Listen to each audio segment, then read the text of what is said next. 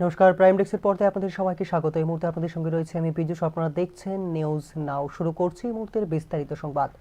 রবিবার আসামের নগাঁওয়ের জনসভা থেকে প্রধানমন্ত্রী নরেন্দ্র মোদীর বক্তব্য শুধু উন্নয়ন প্রকল্পের ঘোষণাতেই সীমাবদ্ধ থাকেনি, বরং তা উত্তর পূর্ব ভারতের রাজনীতিতে অনুপ্রবেশ, পরিচয় ও ভোট ব্যাংক রাজনীতির মতো স্পর্শকাতর ইস্যুগুলোকে সামনে নিয়ে এসেছে নতুন করে। কংগ্রেসের দীর্ঘ শাসনকে কাঠগড়ায় তুলে বিজেপি সরকারের উন্নয়ন, পরিবেশ সংরক্ষণ এবং সুশাসনের দাবিকে এদিন জোরালোভাবে তুলে ধরেন প্রধানমন্ত্রী। রবিবার আসামের নগাঁও জেলায় এক সমাবেশে ভাষণ দিতে গিয়ে কংগ্রেসকে তীব্র আক্রমণ করেন প্রধানমন্ত্রী নরেন্দ্র মোদী। তিনি অভিযোগ করেন, উত্তর পূর্ব ভারতে ক্ষমতায় থাকাকালীন কংগ্রেস ভোট ব্যাংকের রাজনীতির স্বার্থে আসামের জমি দখলে যেতে দিয়েছিল অনুপ্রবেশকারীদের।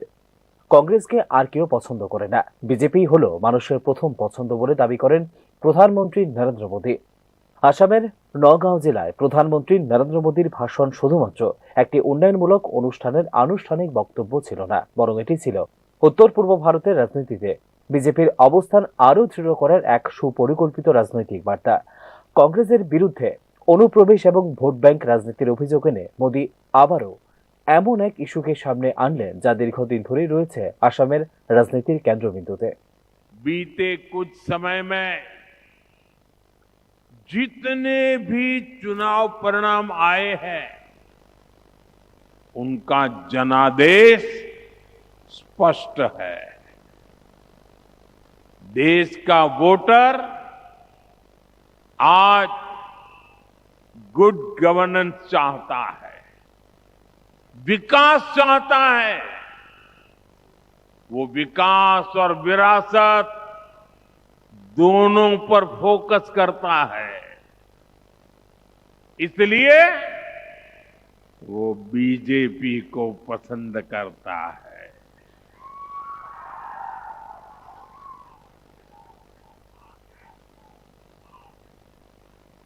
साथियों, इन चुनावों का एक और संदेश है। कांग्रेस की नेगेटिव पॉलिटिक्स को देश लगातार नकार रहा है। जिस मुंबई शहर में कांग्रेस का जन्म हुआ था, वहां वो आज चौथे या पांचवें नंबर की पार्टी बन गई है। প্রধানমন্ত্রীর বক্তব্য অনুযায়ী কংগ্রেসের কয়েক দশকের শাসনকালে অবৈধ অনুপ্রবেশ শুধু বেড়েই ওঠেনি, বরং তা বনভূমি, বন্যপ্রাণী করিডোর এবং ঐতিহ্যবাহী প্রতিষ্ঠানগুলির ওপর সৃষ্টি করেছে চাপ। উন্নয়ন ও নিরাপত্তার বার্তাও সমানভাবে গুরুত্ব পেয়েছে প্রধানমন্ত্রী নরেন্দ্র মোদীর ভাষণে। ৬,৯৫৭ কোটি টাকার কাজিরাঙ্গা এলিভেটেড করিডোর প্রকল্পকে শুধু অবকাঠামোগত উন্নয়নের নিদর্শন হিসেবেই নয়, পরিবেশ সংরক্ষণ এবং অর্থনৈতিক অগ্রগতি সমন্বয়ের প্রতীক হিসেবে তুলে ধরেন তিনি। नॉर्थ ईस्ट की सबसे बड़ी पीड़ा हमेशा दूरी की रही, दूरी दिलों की, दूरी स्थानों की। दशकों तक यहां के लोगों के महसूस होता रहा कि देश का विकास कहीं और हो रहा है और वे पीछे छूट रहे हैं। इसका असर केवल अर्थव्यवस्था पर नहीं पड़ा, बल्कि भरोसे पर भी पड़ा। इस भावना को बदलने का काम भाजपा ने किया। डबल इंजन की सरकार ने नॉर्थ ईस्ट के विकास को प्राथमिकता बनाया। रोडवेज, रेलवेज, एयरवेज, वाटरवेज के माध्यम से असम को जोड़ने पर एक साथ काम शुरू हुआ। রাজনৈতিক দিক থেকে প্রধানমন্ত্রী মোদীর বক্তব্যে কংগ্রেসের পাশাপাশি একটি পরোক্ষ বার্তা রয়েছে আঞ্চলিক দলগুলির উপরও। নেতিবাচক রাজনীতির অভিযোগ তুলে তিনি বোঝাতে চেয়েছেন যে উন্নয়ন ও সুশাসনের রাজনীতির বিপরীতে এখনো পুরনো বিভাজনমূলক রাজনীতি আটকে রয়েছে বিরোধীরা। বিহার ও মহারাষ্ট্রের নির্বাচনী ফলাফলের উল্লেখ করে তিনি বিজেপির জাতীয় গ্রহণযোগ্যতা এবং সাংগঠনিক শক্তির কথাও তুলে ধরেন, যা আসন্ন নির্বাচনের আগে সহায়ক হবে দলীয় কর্মীদের মনোবল বাড়াতে। উত্তর পূর্বাঞ্চলের প্রেক্ষাপটে মোদীর অ্যাক্ট ইস্ট নীতির উল্লেখ বিশেষ তাৎপর্যপূর্ণ। এই অঞ্চলের ভৌগোলিক অবস্থানকে কাজে লাগিয়ে আন্তর্জাতিক বাণিজ্য, যোগাযোগ এবং বিনিয়োগ বৃদ্ধির রূপরেখা তুলে ধরছে বিজেপি। সব মিলিয়ে নগাঁওয়ের সভা থেকে প্রধানমন্ত্রীর ভাষণ একদিকে যেমন বিজেপির শাসনকালীন সাফল্য তুলে ধরছে, অন্যদিকে তেমনি কাজ করছে বিরোধী শক্তিকে কোণঠাসা করার কৌশল হিসেবেও। Bureau report, news now. Rail police ও গোয়েন্দা বিভাগের যৌথ অভিযানে আগরতলা রেল স্টেশন থেকে আগ্নেয়াস্ত্র ও নিষিদ্ধ মাদকসহ আটক করা হয়েছে বিহারের 2 যুবককে। একটি পিস্তল, 2 রাউন্ড তাজা বুলেট এবং প্রায় 100 বোতল নিষিদ্ধ অ্যাসকোফ উদ্ধার করা হয় ধৃতদের কাছ থেকে। ধৃত 2 যুবক বিহার রাজ্যের বাসিন্দা। তাদের নাম কার্তিক যাদব ও আমোদ যাদব বলে ঘটনার বিস্তারিত জানিয়ে বলেন ডিআইজি রতি রঞ্জন দেবনাথ। আগরতলা রেল স্টেশনে নিয়মিত নজরদারির অংশ হিসাবে এই যৌথ অভিযান চালানো হয়। প্রাথমিক তদন্তে ধৃতদের সঙ্গে আন্তঃরাজ্য চোরাচালান চক্রের যোগসূত্র রয়েছে কিনা তা খতিয়ে দেখা হচ্ছে বলে জানিয়েছে পুলিশ।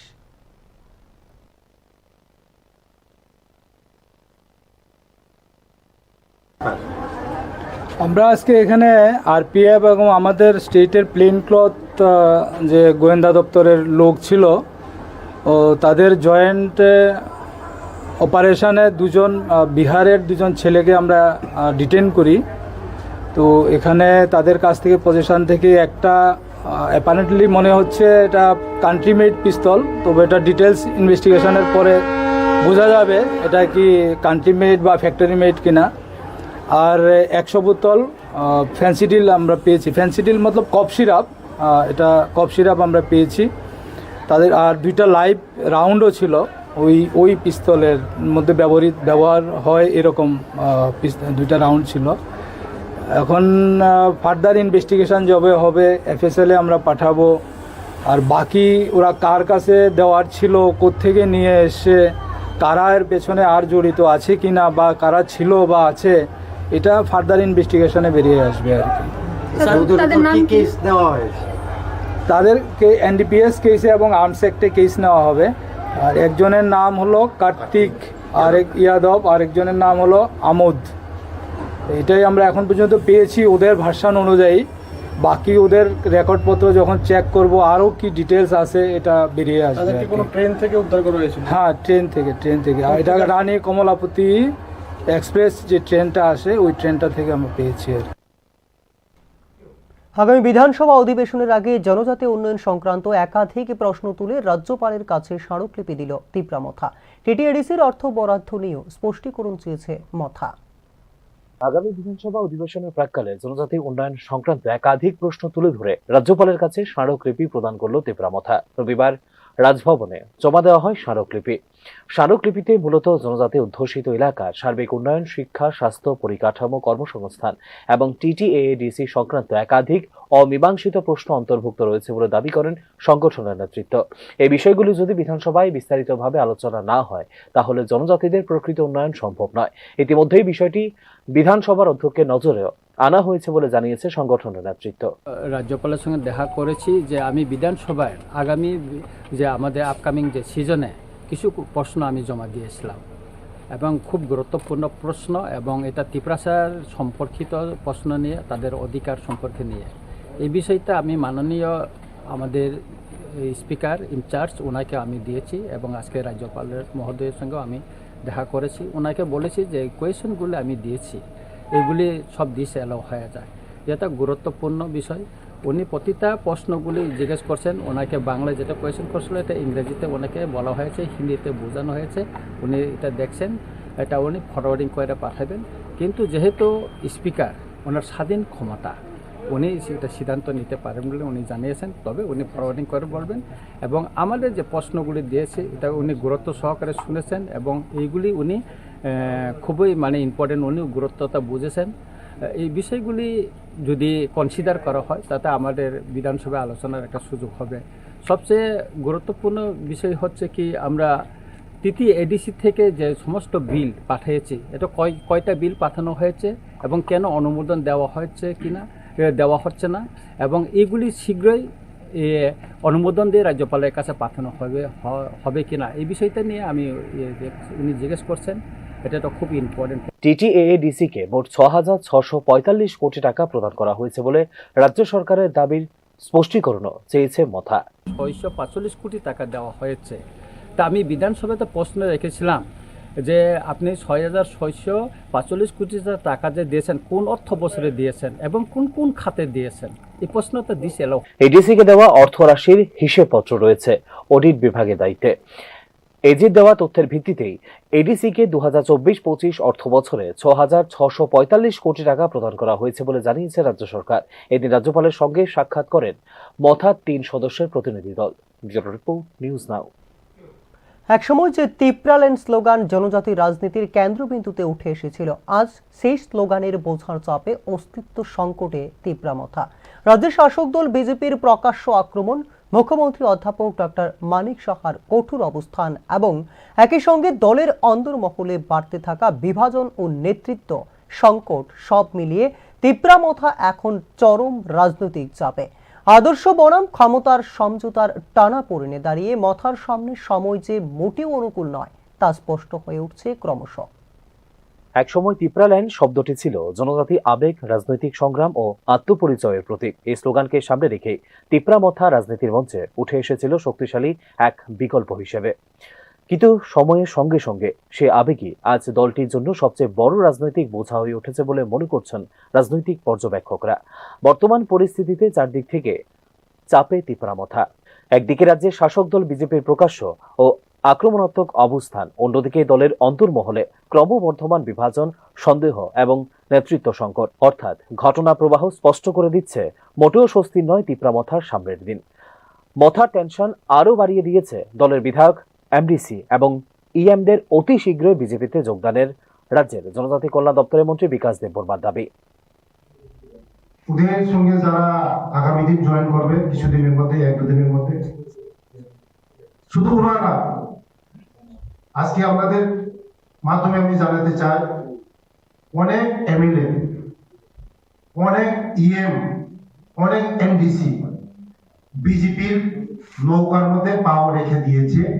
কিছুদিনের মধ্যেই আপনারা দেখবেন, এই জানুয়ারি মাসের মধ্যেই দেখবেন আপনারা অনেক ইএম, অনেক এমডিসি আমাদের দলে যোগদান করবেন। শুধু সময় 1-2 দিনের অপেক্ষা। কারণ বিজেপি ছাড়া আমাদের জনজাতিদেরকে কেউ মুক্তি দিতে পারবে না। তিপ্রামথা 5 বছর আগে এসেছিল শুধু জাতির নামে, জাতির মায়া কান্না করে, শুধু তিপ্রাসা বলে, জাতিকে সেন্টিমেন্ট লাগিয়ে আজকে আমাদের জাতিকে কোনো কিছু করতে পারে না। দীর্ঘদিন ধরে তিপ্রামথা বিজেপিকে তীব্র ভাষায় আক্রমণ করলেও তেমন কোনো পাল্টা প্রতিক্রিয়া দেখা যায়নি বিজেপির তরফে। বিজেপি কেন নীরব তা নিয়েই উঠেছিল প্রশ্ন। কিন্তু সেই নীরবতা ভেঙে সম্প্রতি প্রকাশ্যেই আক্রমণাত্মক সুরে তিপ্রামথাকে নিশানা করেছেন মুখ্যমন্ত্রী ডাক্তার মানিক সাহা। রাজনৈতিক বিশ্লেষকদের মতে এই আক্রমণ কোনো তাৎক্ষণিক সিদ্ধান্ত নয়, বরং দিল্লির সবুজ সংকেত নিয়ে এখন মথার বিরুদ্ধে অল আউট ফাইটে নেমেছে বিজেপি। এই পরিস্থিতিতে আরও জটিলতা তৈরি করেছে তিপ্রামথার অন্দরমহলের অস্থিরতা। দলের শীর্ষ নেতা ও বিধায়কদের একাংশে সোশ্যাল মিডিয়ায় বিতর্কিত মন্তব্য, প্রকাশ্য ক্ষোভ এবং দল ত্যাগের ইঙ্গিত সামনে এনে দিয়েছে মথার ভেতরের ভাঙনকে। এই প্রেক্ষাপটে তিপ্রামথার একাধিক বিধায়ক ও নেতার বিজেপিতে যোগদানের দাবি যথেষ্ট তাৎপর্যপূর্ণ বলে মনে করছেন রাজনৈতিক বিশ্লেষকরা। মায়া কান্না, সেন্টিমেন্ট, আমি বলছি তো সেন্টিমেন্টে দিয়ে কিছু হবে না, গেটা কোনো কিছু হবে না। ওরা বলছে 10 तारीख रिजल्ट होगा, 11 तारीख में गैदर त्रिपुरा मिला नहीं मिला, कुछ नहीं मिलेगा। मिलेगा तो देगा तो हमारा मोदी जी देगा तो हमारा मानिक जी देगा, जो भी देगा हमारा मोदी जी देगा, जो ट्राइबल का डेवलपमेंट के लिए सब कुछ देगा तो देगा। उन लोग जो बोलता है ये कुछ नहीं होगा।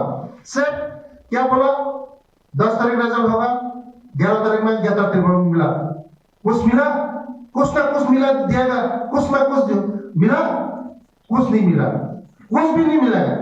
Thank you. তিপ্রামথার যত লিডার আছে সবাই আমার সঙ্গে যোগাযোগ করছে, শুধু সময়ের অপেক্ষা। আপনারা দেখবেন সময়ের অপেক্ষা। এই জানুয়ারি মাসের মধ্যে আপনারা দেখবেন, আজকে জানুয়ারি মাসের 17 তারিখ, এই জানুয়ারি মাসের মধ্যে আপনারা দেখবেন, শুধু সময়ের অপেক্ষা। ওরা আমাদের সঙ্গে সবসময় যোগাযোগ করছে, শুধু সময়ের অপেক্ষা। তারা ভাবছে যে তীব্রামথা থেকে কোনো কিছু আমাদের জনজাতিদের ডেভেলপমেন্ট করতে পারবে না, আমাদের আশা আকাঙ্ক্ষা কোনো কিছু পূরণ করতে পারবে না। যদি পূরণ করতে হয় বিজেপি দিয়ে এসে মোদীজির সঙ্গে থেকে থেকে ওরা উন্নতি করতে পারবে। ধন্যবাদ। অনেকের মতে বিজেপির সঙ্গে সমঝোতার রাজনীতি দুর্বল করে দিয়েছে তিপ্রামথার মূল আদর্শকে। সব মিলিয়ে বর্তমান রাজনৈতিক দৃশ্যপট পরিষ্কার, অর্থাৎ একদিকে বিজেপির প্রকাশ্য আক্রমণ ও শক্তি প্রদর্শন, অন্যদিকে তিপ্রামথার ভেতরে ভাঙন, নেতৃত্ব সংকট ও আদর্শগত দ্বন্দ্ব। প্রশ্ন উঠছে, এখন দ্বিমুখী চাপ কি সামলে নিতে পারবে তিপ্রামথা, নাকি যে তিপ্রাল্যান্ড স্লোগান একদিন শক্তি জুগিয়েছিল সেটাই আগামী দিনের রাজনৈতিক ভবিষ্যতের জন্য কাল হয়ে দাঁড়াবে তিপ্রামথার ক্ষেত্রে? এই মুহূর্তে তার কোনো স্পষ্ট উত্তর নেই। তবে তিপ্রামথার সামনের দিন যে কঠিন এবং অস্থির, রাজনৈতিক বাস্তবতায় স্পষ্ট হয়ে উঠেছে এই বিষয়টি। ব্যুরো রিপোর্ট, নিউজ নাও। নির্বাচনী ফলাফলে পরিষ্কার হয়ে যাবে এডিসির 28টি আসনের মধ্যে 28 আসন কে পাবে। রবিবার আসন্ন ত্রিপুরা উপজাতি স্বশাসিত জেলা পরিষদের নির্বাচনের প্রতিক্রিয়ায় জানিয়েছে তিপ্রামথা জানুয়ারি মাসের মধ্যেই তিপ্রামথায় ভাঙন দেখা দেবে এবং মথার বিধায়ক এমডিসিরা বিজেপিতে যোগদান করবেন বলে যে দাবি করেছেন জনজাতি কল্যাণ দপ্তরের মন্ত্রী বিকাশ দেববর্মা, সেই বিষয়েও প্রতিক্রিয়া দিয়েছে তিপ্রামথার বিকাশ দেববর্মা। এর আগেও এ ধরনের দাবি করেছিলেন বলে প্রতিক্রিয়ায় জানিয়েছে মথা। তিপ্রামথার বিরুদ্ধে প্রকাশ্যে অসাংবিধানিক মন্তব্য করেছিলেন বিকাশ দেববর্মা, অথচ এক্ষেত্রে কোনো ব্যবস্থা নেওয়া হয়নি বলেও প্রতিক্রিয়া দিয়েছে তিপ্রামথা।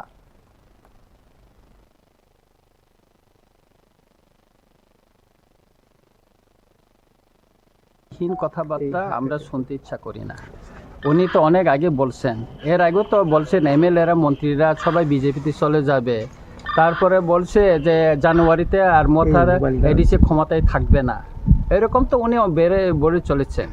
আমার প্রশ্ন হচ্ছে, বিকাশ দেববর্মা যে অগণতান্ত্রিক ভাষণ দিল মাননীয় মুখ্যমন্ত্রীর সামনে, আমাদের মাননীয় এমপি তথা বিজেপির সভাপতির সামনে, যে আমরা এমন ব্যবস্থা করব যে বয়লার মুরগের মতন সোলায় ফেলাইব, তা আইনের শাসন যদি ত্রিপুরায় চলে থাকে, আমি মাননীয় মুখ্যমন্ত্রী মহোদয়ের কাছে একটা প্রশ্ন রাখতে চাই, এই যে অগণতান্ত্রিক যে উনি ভাষণটা আনপার্লামেন্টারি যে ওয়ার্ডটা ব্যবহার করছেন, এর জন্য উনি কি ব্যবস্থা নিয়েছেন?